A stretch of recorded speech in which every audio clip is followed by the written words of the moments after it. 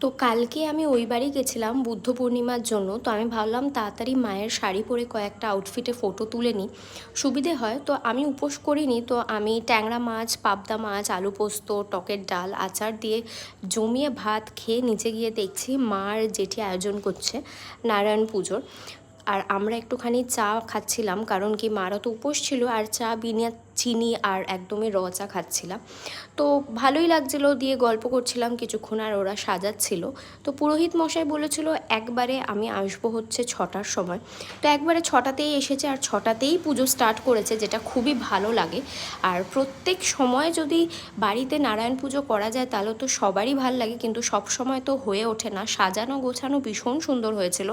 তো পুজো ভালোভাবে সম্পূর্ণ হয়ে যাবার পরে কিছুক্ষণ পরে আমি তো সিন্নি নিয়ে বসেছিলাম, যেটা মানে মেন প্রসাদ হয় নারায়ণের, আর যেটা প্রচণ্ড খেতে ভালো লাগে আমার, আর আশা করি সবারই ভালো লাগে। ওটার সাথে কিছু ফল প্রসাদ খেয়ে নিয়ে মায়ের প্রচুর যে কিটিপাটি করে মারা, তাদের বন্ধুরা এসেছিলো, মাসিরা এসেছিলো।